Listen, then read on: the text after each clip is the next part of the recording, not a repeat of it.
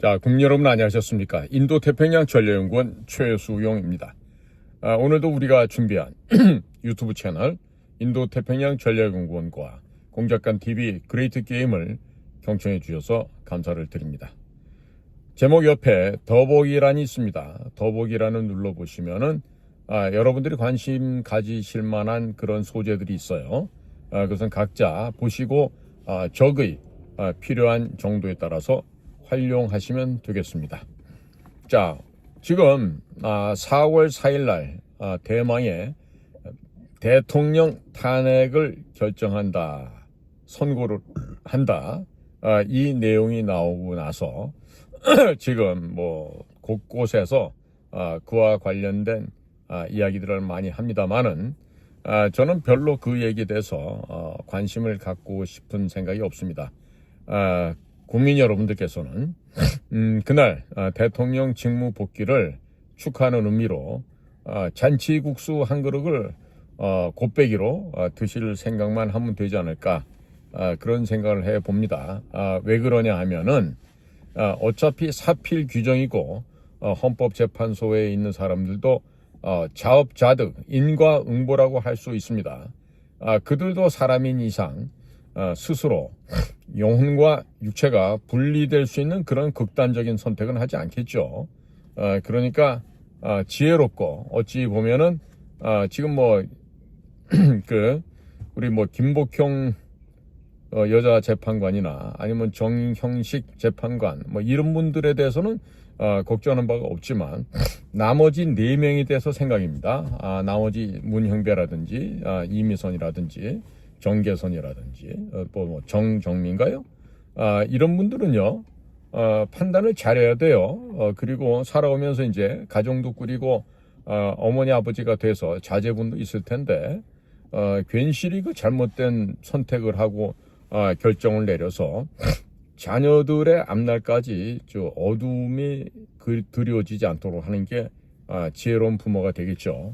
자, 그러니까 역사의 필연적인 발전과 변화 과정은 어떻게 피할 수가 없겠습니다만은 올바른 인생길을 살고 싶다라면은 쓸데없는 판단, 괜히 고집 부리고 오판을 해서는 곤란하겠죠. 괜히 단명을 재촉하게 되는 그런 일이 될 수도 있습니다. 해서 오늘은요 북쪽의 김정은이에 대한 얘기 좀 해드리겠습니다. 지금 김정은이가 좀 몸이 또 다시 살아나는 모양이에요. 사양노루 배꼽을 많이 먹었는지 아니면 또 다른 또 영약을 먹었는지 다시 또 이제 일어나서 힘든 몸을 이끌고 좀 다니고 있습니다. 자, 그렇다면 도널드 트럼프가 일기 때는 Fire and Fear, 화염과 분노라는 말을 쓰면서 당근과 채찍을 동시에 들고 김정은이를 요리를 해왔죠. 그래서 싱가포르에서 1차, 베트남 하노이에서 2차, 그리고 판문제에서 3차 이런 식으로 만나면서 문재인은 쏙 빼버리고 배제시킨 채 단독으로 만나서 김정은을 설득도 하고 구슬렀습니다. 자, 그렇지만 김정은은 핵과 관련된 그들의 비밀 개발한 내역들을 숨겨놓은 채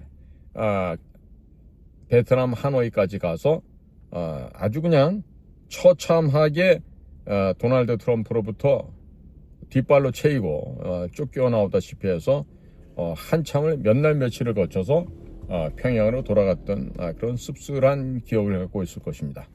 뿐만 아니라 이후에 김여정이는 입에 담을 수 없는 망언과 욕설을 짓거려가면서 문재인을 비판을 했었습니다. 그러나 또 2019년 6월 30일 날 판문점에서 일본에서 G20 회의를 마치고 한국을 잠깐 들렸던 도널드 트럼프 대통령을 김정은이가 만나게 되는데요. 자, 그때도 보면 4개월 전에 있었던 하노이에서 노딜, 아무런 결과 없이 헤어졌지만 당시 김여정의 극대노한 표현과 망언에 비해서는 트럼프를 다시 만날 기회가 되니까 바로 잽싸게 판문점으로 달려나왔던 우리 아기 돼지 김정은이를 생각해 볼 수가 있습니다. 자, 지금 3월 31일 미국입니다. 미국 현지 시간으로 도널드 트럼프 대통령이 기자들의 질문을 답하는 과정에서 재미난 이야기를 합니다. 김정은과 관련해서 나는 어느 시점인가 무엇인가를 할 것이다, 이렇게 지금 말을 했어요. 자, 지금 트럼프 대통령의 모든 언행은, 또 그가 강조하는 바는 전부 다 미국 국민을 챙기는 데 있습니다. 그리고 한 걸음 더 나아가서 중국을 전략적으로 포위하고, 그리고 각각의 미국과 관계 맺고 있는 곳들을 중국으로부터 떼어내서 분리시키는 이런 차원에서의 트럼프의 문맥을 잘 살펴봐야 한다고 생각합니다. 지금 3월 31일 날 백악관을 드나들고 있는 취재진들이 대통령 도널드 트럼프에게 김정은에게 reach out 할 계획이 있느냐 그랬더니 그럼요, 그렇게 할 것입니다 라고 밝혔어요. 그러면 여기서 reach out, 우리가 접촉하다라는 뜻인데, 여기서 지금 물밑 작업을 포함해서 직접, 간접 모든 접촉을 의미하고 있고요. 그리고 은밀한 방식, 은근한 방식을 포괄적으로 아우르는 표현이 되겠다, 이런 말씀입니다. 자, 이어서 트럼프는 다음과 같은 얘기를 합니다. 여러분들이 이 말을 싫어하겠지만 나는 김정은과 좋은 관계를 갖고 있다.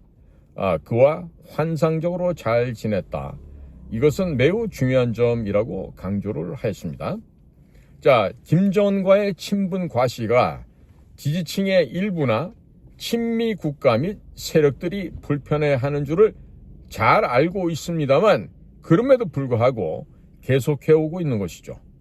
김정은을 향한 이와 같은 방식의 메시지 발신은 전략적인 인내, strategic perseverance, strategic deterrence, 이런 허울 좋은 말을 해가면서 사실상 북한의 핵 문제를 방치해서 사태를 더욱더 악화시켰던 전임 민주당 정부들과는 분명하게 차별이 되는 이야기다라고 할 수 있겠습니다.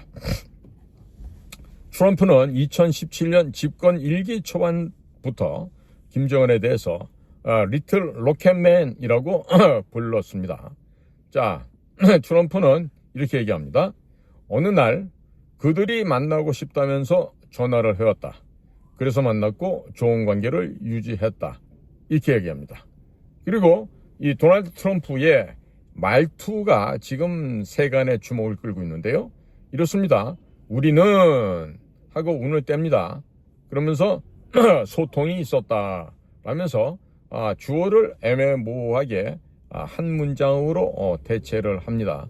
그런 다음에 그것이 매우 중요하다. 알다시피 그는 큰 뉴클리어 네이션, 핵 무장 국가, 이런 의미겠죠. 그는 큰 뉴클리어 네이션이며 매우 스마트하다 라고 부언을 하고 있습니다. 자, 여기서 네이션, N-A-T-I-O-N, 네이션이라고 하면 흔히 민족 내지는 국민으로 번역을 합니다만은 혈통적인 의미의 민족, 에스닉, 그리고 국가, 스테이트와는 구분된 개념이다라고 해야 하겠습니다. 자, 트럼프는 북한의 김정은 진영을 그냥 핵을 보유하고 있는 정치 공동체 정도로 취급한 셈이 되겠죠. 자, 그리고 미국식 영어에서 스마트하다, 이 말은요, 영리하다, 영악하다, 좀 더 나가면 교활하다라는 의미가 포함되어 있는 그다지 호의적인 어감은 아니다라는 점입니다. 자, 이와 같은 상황 가운데에서 트럼프 행정부의 임시국가 방위 전략 지침 작성을 주도한 것이 바로 국방부에서 동맹 전략 및 정책을 담당하게 되는 엘브리지 콜비인 것으로 알려지고 있습니다. 콜비는 작년에 조선일보가 갑자기 부각시켰던 소위 말하는 저 변방에 있던 북소리 중에 하나였죠. 자, 그런데 지금 이 알브리치 콜비가 국방부 정책 담당 차관 내정자가 되어 있습니다. 그리고 지난달에 상원 청문회를 거쳤지만 아직 최종 승인이 난 것은 아닌 상태가 되고 있습니다.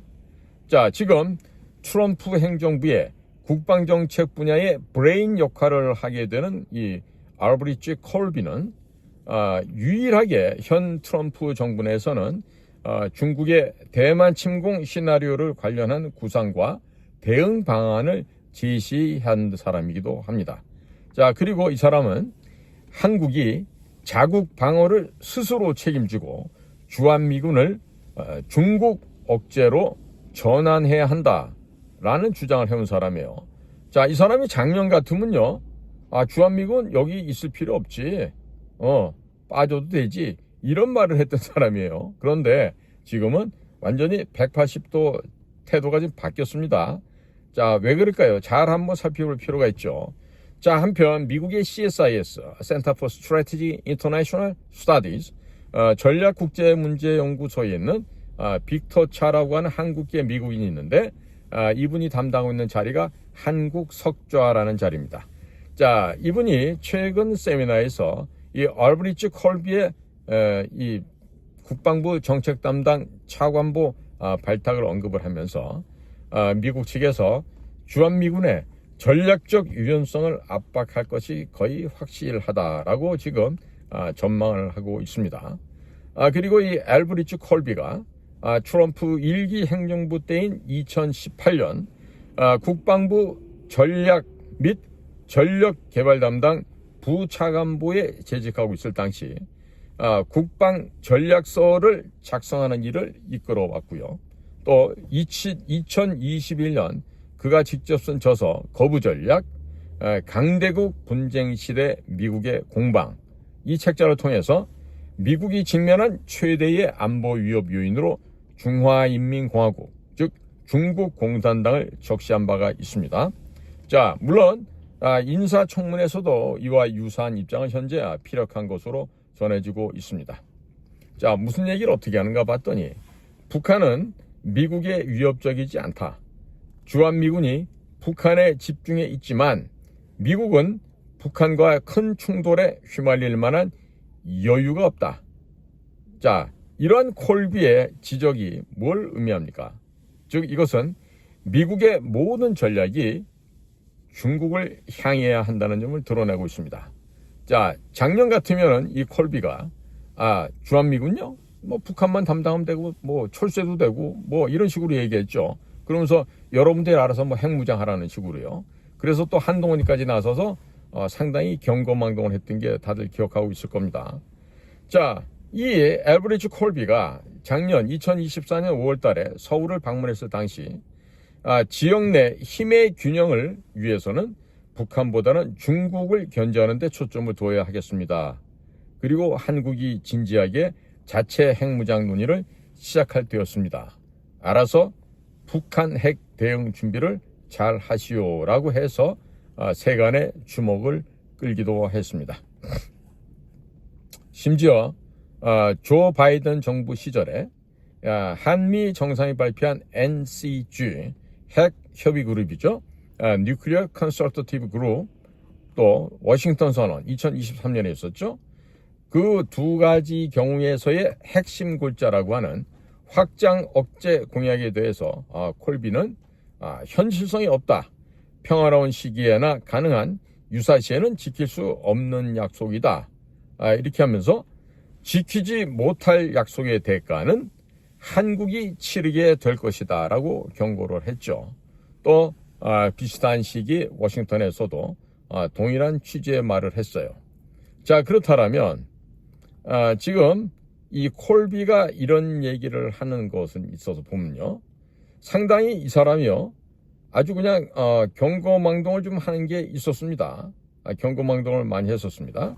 자, 그런데 어찌 보면은 작년에 조선일보가 이 알브리치 콜비를 부각시켜서 뭐 기사화하고 뭐 엄청난 미국의 변동상을 알려주는 것처럼 정말 생쇼를 했지만 사실 그 웃기는 코미디에 지나지 않죠. 자, 지금 어떻게 보면은 미국의 중심부에서는 이 엘브리지 콜비 정도는 듣보잡이다라고 얘기할 수가 있습니다. 그런데 자, 요즘 많이 순치가 돼서 착하고 그 순한 모습을 보이죠. 그리고 지금 서열도 그다지 높은 서열도 아니고 국방부 내의 정책 차관보 서열도 낮은데 이 사람이 쓸모가 있긴 있어요. 무슨 쓸모가 있느냐? 시끄럽게 떠들고 왁왁거리고 그냥 이 라우드 스피커로 작동할 때는 쓰면 좋습니다. 그러니까 작년 같은 경우 보십시오. 야, 2024년 봄이에요. 야, 주한미군은 철수해야 되는데 말이야. 그러니까 한국이 핵무장도 좀 해야 되고 자체적으로 미국한테 너무 의존하면 안 되겠는데 말이지. 이런 소리를 조 바이든이 있던 시절에 공공연하게 다녔습니다. 자, 그러다가 자, 지금 트럼프가 다시 돌아왔죠. 자, 이번 2025년 봄에는 또 뭐라고 떠들고 있습니까? 주한미군은 필요합니다. 예. 왜 필요한지 아세요? 대중 억제를 하고 중국을 견제, 조절하려면 우리 주한미군이 꼭 있어야 됩니다. 이런 식의 얘기를 지금 하고 있어요. 완전히 180도 작년과는 태세를 지금 전환을 했다. 이런 얘기입니다. 자, 그런데 이것처럼 하고 있는 미국의 중심부라고 하는 워싱턴 DC에서 CSIS, 전략 및 국제문제연구소에서 한국 석좌를 하고 있는 빅터 차라고 하는 사람입니다. 자, 이 사람이 최근에 나와서 좀 뭔 얘기를 하는데 아직 치매에 걸릴 나이인데 좀 이상한다는 걸 좀 발견하게 됩니다. 뭐라고 지금 엉터리 소리를 하냐면 첫째, 윤 대통령이 복귀하면 강력한 저항 때문에 개판이 난다. 그렇기 때문에 조기 대선 없이는 상황이 수습되지 않는다. 앞만 봐도 이게 거품 낀 헛소리죠. 두 번째, 조기 대선을 해도 이재명이 먹는다는 보장은 없다. 괜찮을 수도 있다. 이런 소리도 합니다. 셋째, 자, 한미 관계는 지금 위기에 빠져 있다. 자, 부분적으로 보면 다 이 사람 말이 맞는 것처럼 보여질 수 있겠지만은 전혀 아니죠. 사태 파악을 지금 못하고 있는 거죠. 그것도 이재명이가 2심에서 무죄를 받은 3월 26일 이후에 아마 27일인가 얘기를 한 것 같은데요. 왜 이 양반이 이런 소리를 할까요? 내가 보면 굉장히 이게 결국 책상머리에서 공부한 사람들의 한계다. 그러니까 깊은 현장에서의 그 체험하지 못하고 오고 가면서 그냥 어깨너머로 보고들은 이런 얘기 갖고 하는 얘기들이에요. 자, 그러면 우리는 이 빅터차 같이 이렇게 헛소리를 하는 사람들한테 이렇게 좀 반문해 볼 수가 있죠. 야, 빅터차 선생, 파면되면 시위가 없어지나? 윤석열 대통령이 파면이 되면 시위가 없어지냐고. 그런 철딱서니 없는 소리를 어디서 하고 다녀. 나이 60 넘었으면 좀 사태 파악을 좀 하면서 똑바로 좀 얘기를 해야지. 자, 그러면 파면 없는 하야, 조기 대선. 자, 이런 거는 초헌법적인 상황 아닌가요? 아무리 미국에서 공부를 했다지만 이렇게 상식이 없는 얘기를 함부로 하면 되겠습니까? 자, 그 다음에 조기 대선을 한다? 그러면 정치 위기가 해소가 됩니까? 빅터차 씨, 조기 대선을 치르게 되면 정치 위기가 해소가 되냐고요? 자, 문재인이가 거짓말로 대통령직을 찬탈했죠. 자, 문재인이가 대통령이 되고 나니까 해소가 됐습니까? 자, 지금 이 빅터차는 주한 미국 대사가 되고 싶어서 아마 스포트라이트를 받고 싶어 하는 것 같은데 이런 식으로 지금 현재 트럼프 대통령 정부에서 하면 안 되죠. 절대로 안 되죠. 너무나 또 해답을 알려드리는 거 아닌가? 그 다음에 국민의힘, 또 이 국민의힘을 지지해주는 우리 대한민국의 이 지지층을 이런 사람들을 포괄하는 이 자유애국 공화시민 지지가 지금 콘크리트처럼 두껍고 튼튼해요. 그러면 이런 상황에서 국회의원이란 자들이 딴 생각할 수 있겠습니까? 딴 생각하기가 어려울 것 같은데. 거기다 지금 국민의힘당 지지율도 좀 상당히 많이 올라지고 견고해졌죠. 지금 더불어당과 비슷하지 않나요? 그리고 아무리 봐도 지금 더불어당의 이재명은 곧 이미디어틀리 곧 황천길로 갈 것 같은데 그렇지 않습니까? 그런데 왜 이 빅터 차는 이렇게까지나 그의 아버지의 나라인 대한민국에 대해서 이런 식으로까지 폄하를 하고 있을까요? 자, 지금 보면요, 이 빅터 차가 위기라고 바라보는 관점이 이런 게 있어요. 보니까 대한민국이 민간 국가로 지정이 된 이런 움직임이 있는 것인데, 자, 지금 보면은 이거는 한국인 엔지니어가 핵발전소 설계도를 빼돌리려다 지금 발각된 사건이라고 하는데, 이게 만약에 국정원에서 지령을 내리고 그것을 하기 위해서 이런 짓을 하다 걸렸다, 잡혔다 하면은 굉장히 국가적으로 큰 문제가 될 수가 있죠. 그러나 현재 진행되는 상황을 봐서는 국정원이 개입되어 있는 것 같진 않고, 어찌 보면 고립된 별개의 independent affairs라고, 즉 고립되어 있는, 독립되어 있는 하나의 별개 사건이다라고 볼 수 있는 것이죠. 그러니까 이것은 뭐냐면, 야, 한국 너네들 앞으로 우리나라 기술, 고급 기술들 빼다가 팔아먹지 마. 특히나 중국에다가 이런 거 팔아먹지 마. 이렇게 얘기하는 거예요. 이 얘기는 뭐냐면, 윤석열 당신이 문제가 아니라 그 지금 간첩법 제정을 철저하게 가로막고 있는 더불어민주당인지 더불어공산당인지 거기가 큰 문제야. 이 얘기를 지금 하고 있는 거예요. 그 다음에 빅터 차는 또 뭐 우리나라가 미국과 고위층의 접촉이 결여돼 있다는데, 아니 이 사람아, 지금 윤석열 대통령이 저렇게 아직 업무 복귀가 현재는 안 돼 있고 뭐 내일 모레면 되겠지만은, 그리고 지금 줄줄이 탄핵을 해갖고 이제 앞으로는 뭐 내각 전체를 갖다 지금 탄핵을 하겠다고 이러고 나서는데, 뭔 수로 고위층 간에 접촉을 할 수 있겠습니까? 굉장히 좀 철없는 얘기를 하고 있죠. 그 다음에 tariffs, 관세죠. 트럼프가 그렇게나 좋아하는 관세입니다. 자, 그런데 한국이 미국과 있어서 관세를 많이 내야 되겠죠. 자, 그런데 앞으로 무기 시장의 동향과 그리고 LNG, 석유 수입을 알래스카 혹은 미국 본토로부터 많이 늘리게 된다면 그건 또 얘기가 완전히 달라지죠. 대한민국이 에너지 분야의 VIP가 돼갖고 미국의 가스 시장, 오일 시장에 큰 손이 될 수 있단 말이죠. 자, 이런 상황인데 함부로 이렇게 국제정세에 변화되는 걸 갖다가 감도 못 잡으시고 코리안 석좌라는 분이 이렇게 경박한 언행을 하면 안 되겠죠. 자, 그 다음에 최근에 피트 헤그세스 국방부 장관이 일본, 필리핀을 거쳐가면서 한국은 방문을 안 했습니다. 자, 이걸 두고 지금 코리아 패싱이다 뭐다 이런 얘기가 많이 있어요. 자, 그런데 여기에 지금 줄줄이 탄핵이 되고, 그 다음에 줄줄이 지금 감옥으로 가 있는데 만날 사람이 있어야지 만날 거 아니에요. 만날 사람이. 더더군다나 지금 국방부 같은 경우는 그 차관이란 자가 지금 현재 우리 그 각 사령관들이나 군인들 구속 수감되는데 아주 큰 기여를 하는 그런 자 아닙니까? 그러니까 그런 그 시뻘건 놈을 갖다가 만날 이유가 없죠. 미국 국방장관이. 차라리 나중에 만났지. 자, 여기다가 지금 또 이 빅터 차가 또 바라보는 거는 엘브리지 콜비 같은 이 듣보잡이 요즘 들어서 너무나 순하게 순치가 되고 착한 모습을 보이고 있으니까 여기에 대해서 지금 뭔가 헷갈리는 것 같아요. 작년만 해도 엘브리지 콜비는 주한미군은 뭐 철수해도 되죠. 한국이 알아서 핵무장도 하고요. 뭐 이런 소리를 했었는데 지금 완전히 180도 바뀌었습니다. 트럼프 정부가 다시 들어오고 나니까 무슨 소리야? 주한미군은 꼭 있어야지.